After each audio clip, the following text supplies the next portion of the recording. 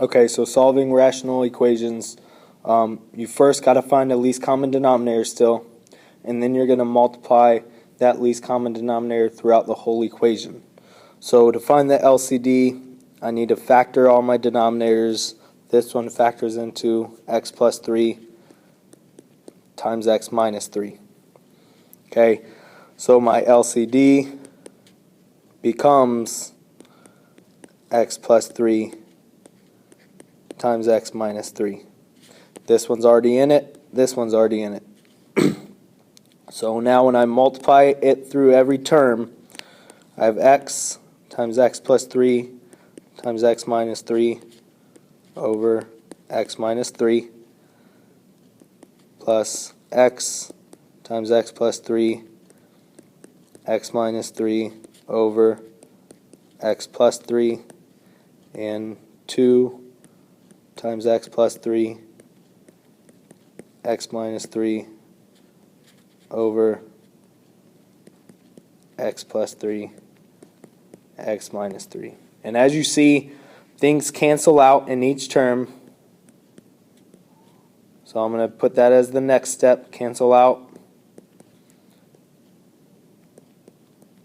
each term.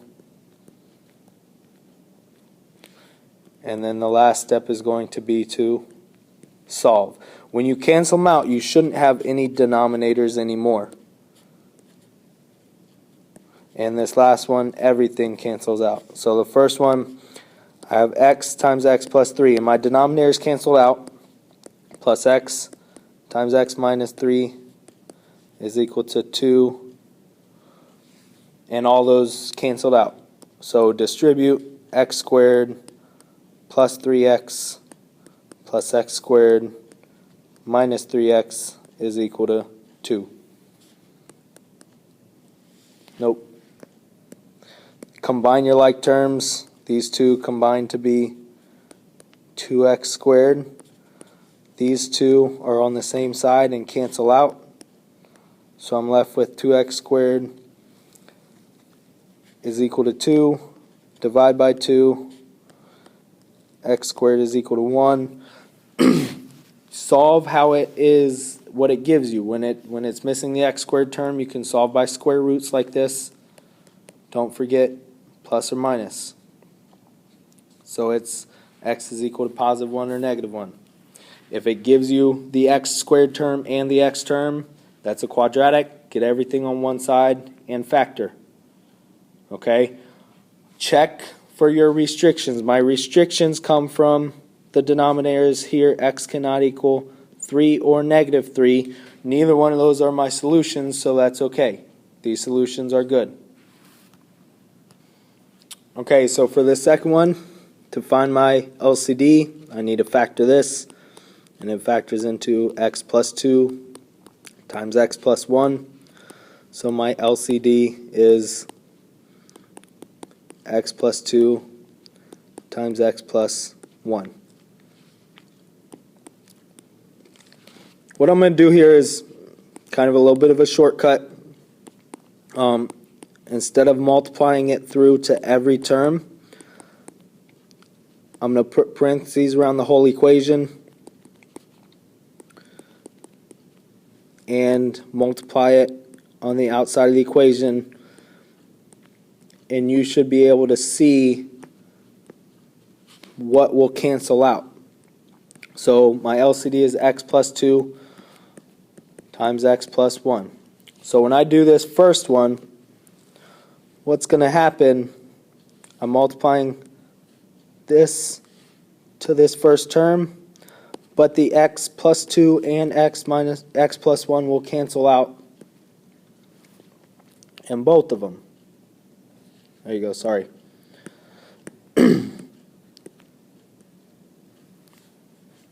Okay, so what's going to be left is just x minus 1.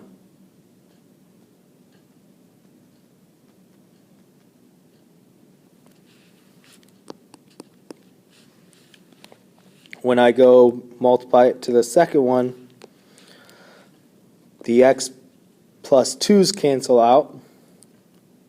So I just have 2x that's going to be multiplied with x plus 1. And when I multiply it to this one, the x plus 1's cancel out, so it's x minus 1 times x plus 2. This is still the same. Distribute this, I get 2x squared plus 2x, and when I distribute twice, I get x squared. Positive 2x, negative 1x becomes positive 1x, and then minus 2. Simplify. Combine my like terms on the left side. 2x squared, the 2x and the 1x becomes 3x. And combine like terms here.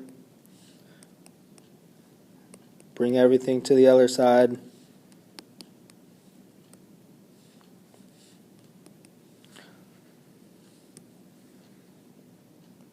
And come up here and try to stay on the same page here. So I have 1x squared plus 2x plus 1 is equal to 0.